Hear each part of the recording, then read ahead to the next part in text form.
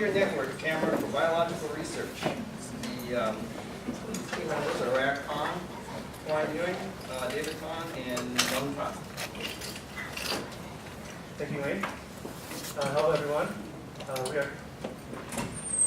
We are Team Alphas. My name is Dom Chan. That's David Tan, Tuan Lin, and Brett Kong. For our capstone project, we created a cellular network camera for biology research. Here's the basic outline of our presentation. Follow the line there. First, we'll do introductions, which is introduce the people behind the project. Next, we'll go into background and motivation, talk about the purpose of the project, and why we chose to use this as our capstone. Next, we'll go into research to discuss the approach and strategy in completing this project. And then after that, we'll go into more detail with the hardware and software. And then we'll go through the results and limitations that we found in the system. And then at the end, we'll have a inspection and some acknowledgements. And then at the end, we'll have a Q&A session. So our project came from the partnership of Microsoft and our sponsor, Dr. Pierre Murad. Microsoft wanted a way to showcase Internet of Things and Azure.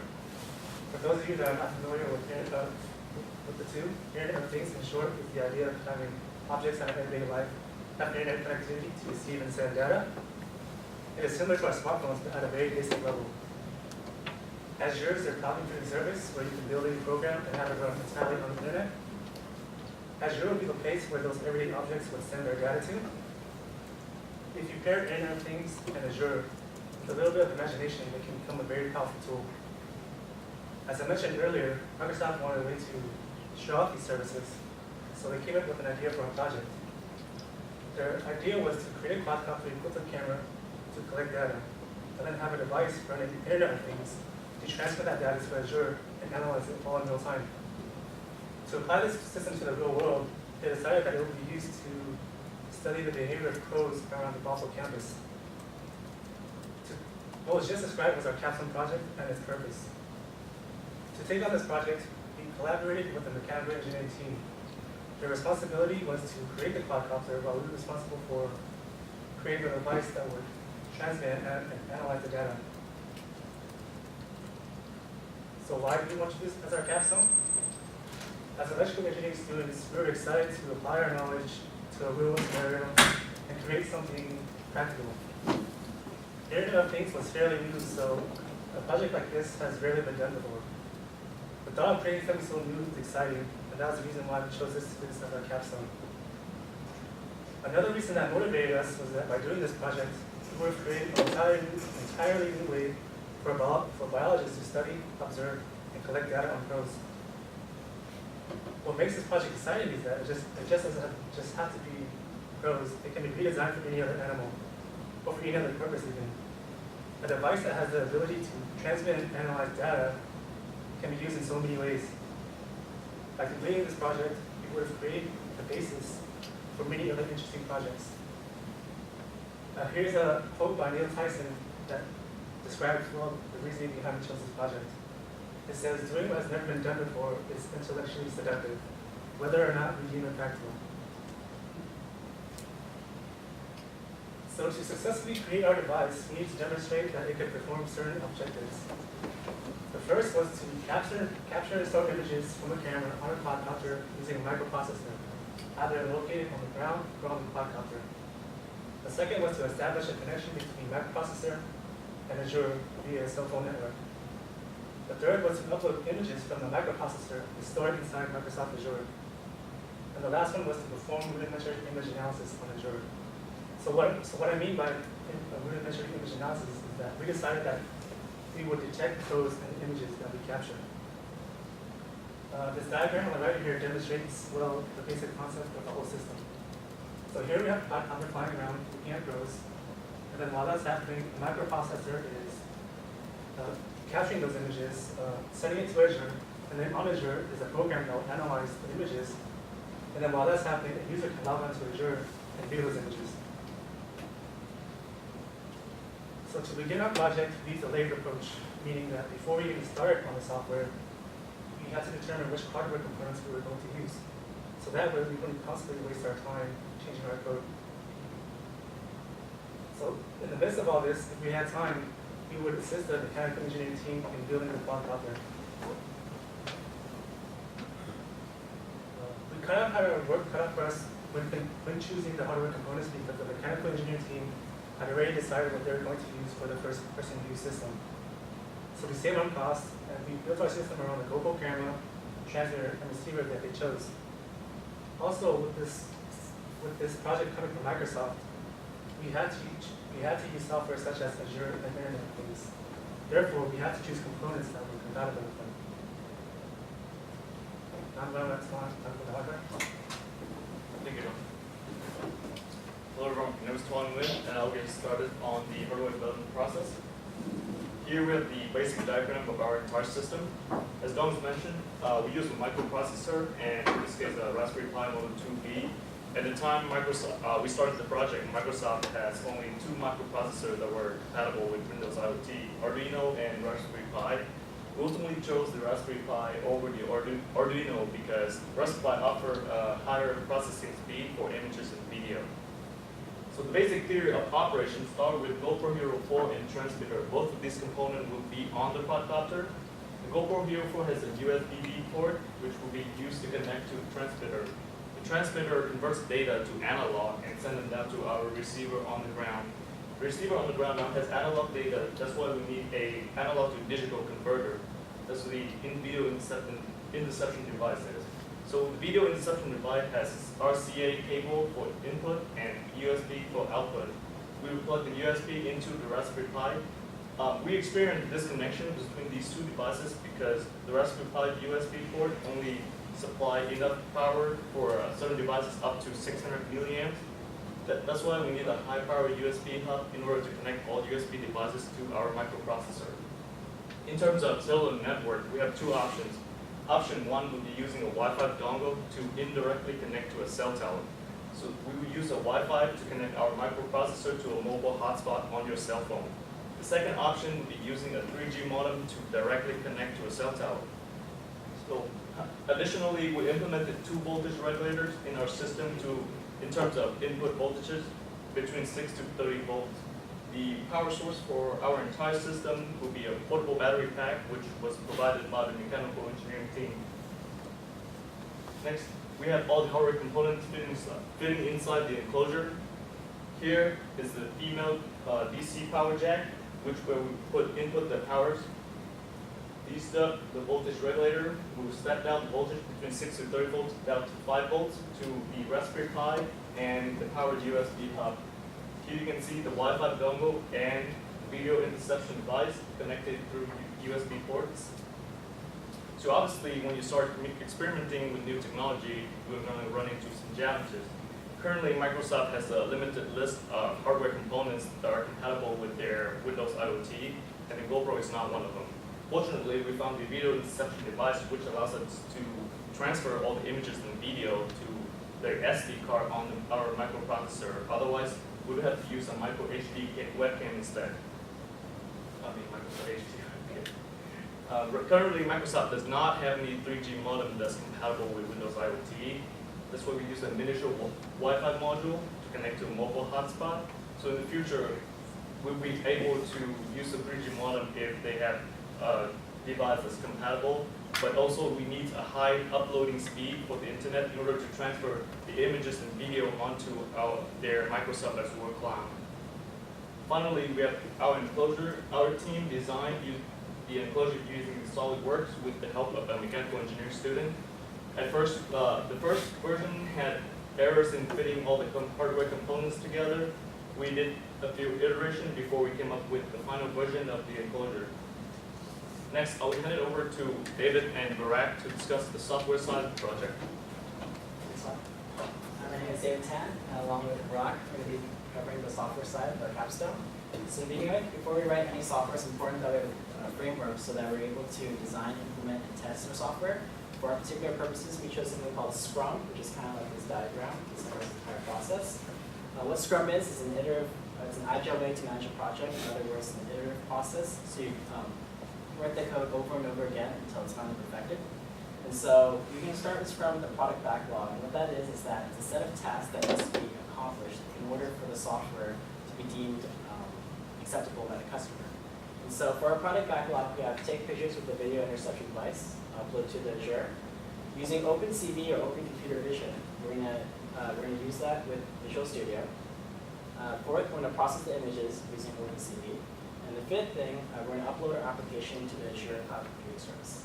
And so the next thing we're gonna do is the sprint backlog. What that is, we're gonna choose one item off the product backlog list. And for the next 2 weeks, we'll design, implement, and test just that part of the code to make sure it's perfect. After that, we're gonna go into a sprint review, which is basically we're gonna ask ourselves, did we accomplish what we need to accomplish? And afterwards, what's the next item on the list that we're gonna have to do? This process reiterates itself until finally we have a completed version of the software. The reason why we chose this framework is because when we get down here, we want to make sure that all the other modules up here work fine. Otherwise, we'll have to rewrite the entire software, and that can be a huge headache, of course. Next, we're going to go into the following software that we actually use. The first two is the Microsoft Azure Cloud Storage. The second one is the Windows Internet of Things, or Windows IoT. It's the operating system used on the Raspberry Pi itself. For the image analysis technique, we use something called OpenCV, or Open Computer Vision. This library has been around since 1999, and since then it's been an open source project where lots of coders, as we say, programmers, contribute to this library. And so within the library, we actually have 3 techniques for image analysis. I'm going to go over them really quick. Don't worry if you don't understand them, because Rack will later go into depth about what these does. The very first one is called histogram-oriented gradient. The second one is called complex hull algorithm. And the third one is called speed up robust features, or SURF. It's important to note that the last two is a mathematical algorithm, while the first one is you can train a computer. And how we train a computer is by using MATLAB. So we're going to go over our software flowchart really quick. On the left-hand side, here's where it all starts. We start with the Raspberry Pi. It turns on, ensures that all the drivers are functional in there. Next, we connect to the camera module. That can be either the webcam or the video interception device. Third, we make sure the Raspberry Pi will detect, hey, is video actually coming into the Raspberry Pi? If so, we'll store those frames or pictures into the Raspberry Pi's micro SD card. After that, the Raspberry Pi will make a connection to the Microsoft Azure storage, where it's going to store those videos or images in the cloud. And then finally, so it's going to upload the images to Azure. And then once we're in Azure, what happens is that there's 4 main folders. There's 2 of which contains original images or videos, and the other 2 contains the processed image or videos.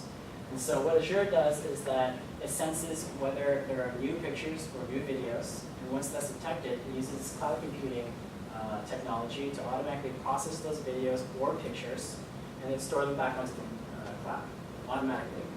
And then finally, on the client side, which is what the biologists could use, is we designed this really nice user interface where the biologist can download these photos from the Azure cloud and then manually select what kind of image technique they'd like to analyze the probe with. Now I'll hand over to Rack, who will explain more about the image analysis. Thank you, David. In order to make the image analysis application, I use 2 different algorithms. First, hop algorithm. Hop, HOG, histogram-oriented gradient. This is a method that divides the image into different cells, as you can see over here. And then after that, a gradient is created for each cell, and then point to the edge of each cell, and then collect all the gradient and put it to the histogram. And then this histogram,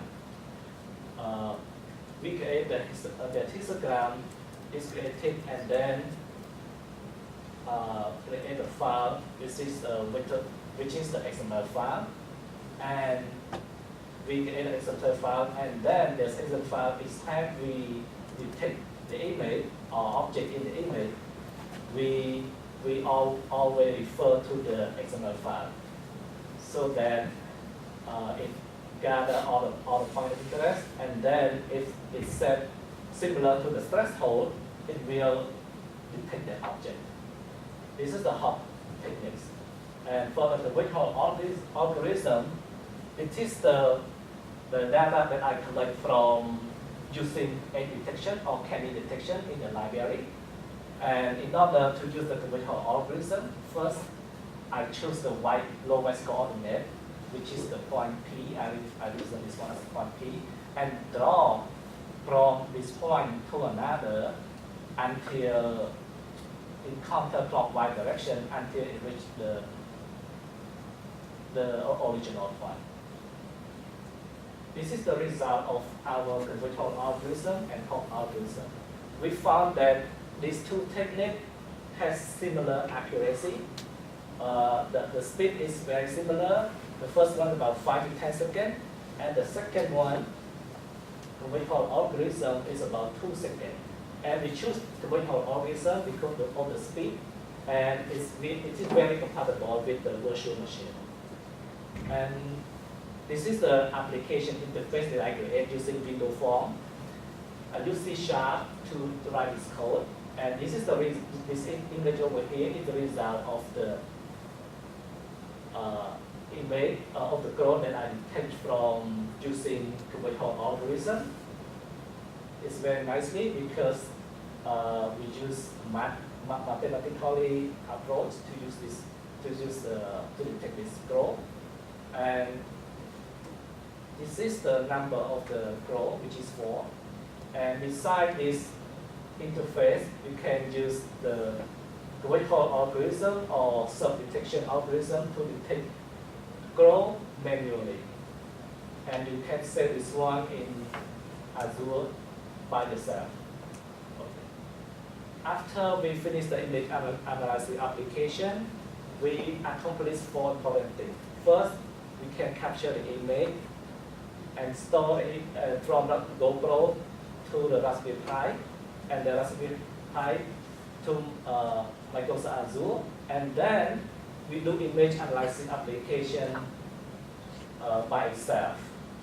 More than that, we create 3 important things. We create a user interface. We can do automated image analysis application by automatically, and then we create the training techniques using MATLAB.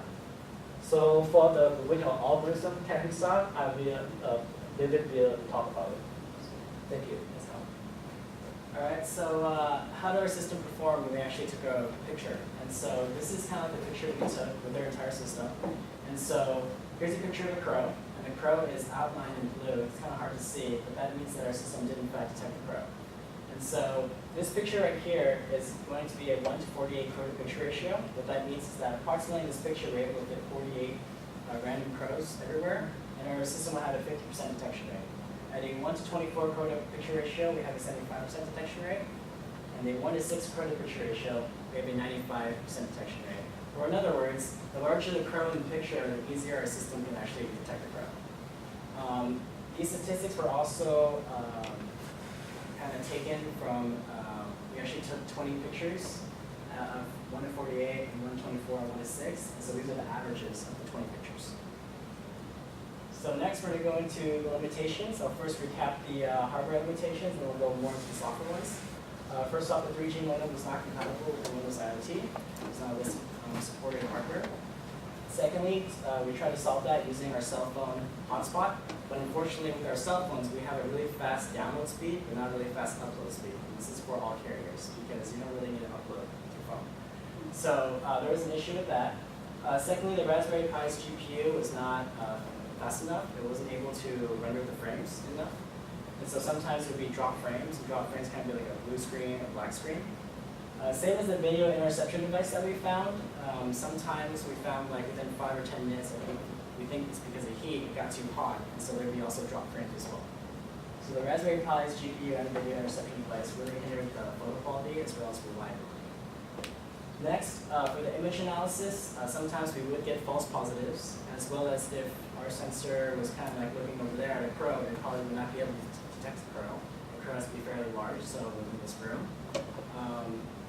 So there's that. And then finally, the surf technique, I mentioned it earlier, we didn't use this technique because it requires a super high CPU processing power. We used a Core i7, and that crashed our computer. But we do think that it's more accurate than the convex hull algorithm as well as the Pog algorithm. So some future tasks for the future Capstone team. First is to use the Dragon Board 401C in place of the Raspberry Pi. The reason why we didn't choose the Dragon Board to begin with is because Windows IoT only had the Arduino and Raspberry Pi. they didn't have the Dragon board. And so, the Dragon board offers a higher CPU and GPU, which is why they want to use it instead of the Raspberry Pi. Secondly, is to improve the image processing technique. I did mention that we are using OpenCV. OpenCV is a huge library which contains lots of different image analysis techniques.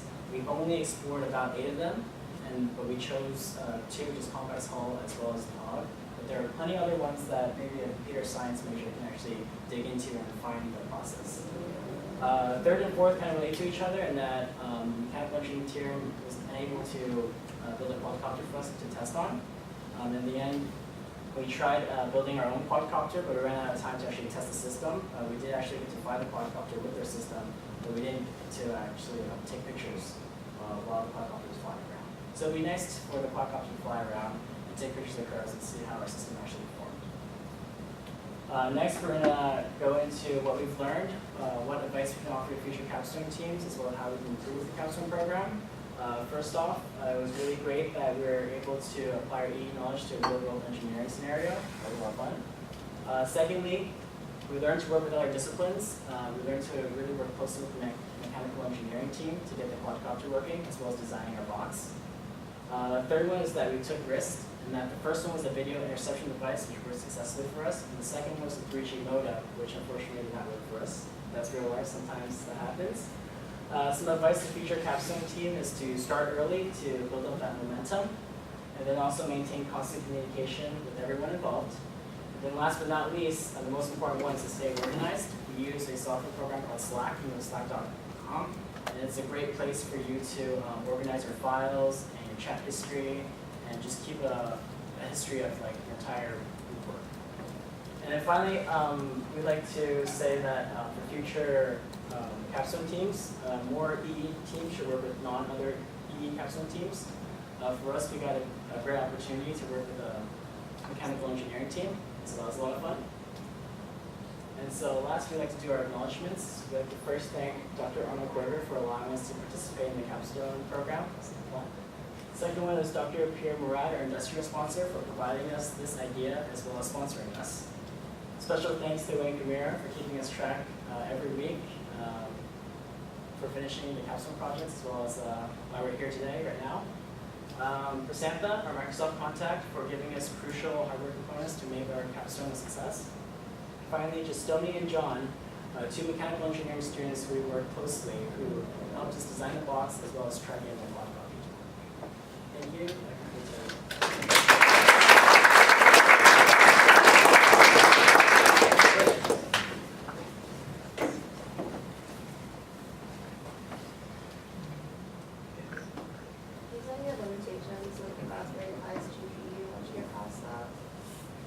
We didn't. So right now our system, occasionally there will be drop frames, and so our software will just ignore those drop frames. Do you guys like using Azure? Do you think that you can get into was it smooth? Yes, we use Azure as the database cloud service, and we capture the image and then transfer to us. I think the question was, did you like it? Yes, You did. You didn't like using it? yes, I really like it because it's very powerful. We can do more stuff with it, like virtual machine. We can write a JavaScript any language you want and then put on it. It's very cool.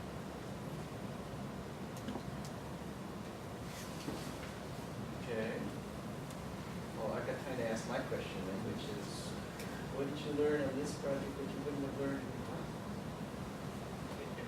Image analysis. Was it It's fun?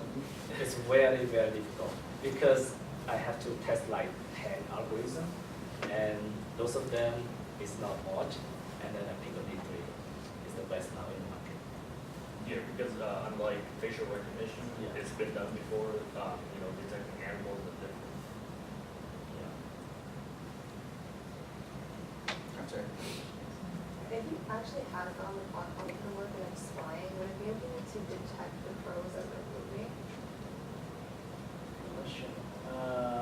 So we did take pictures. We had we printed out Google images of crows, and we kind of like walked around like this, so that the system was able to detect that. But in terms of when the quadcopter is actually flying around, motion's a lot faster, of course, and so, we're unsure if it's like, we think it might be.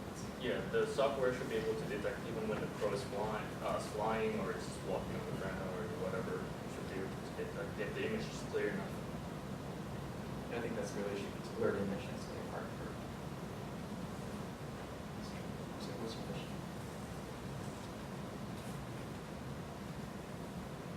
All right, very good, thank you.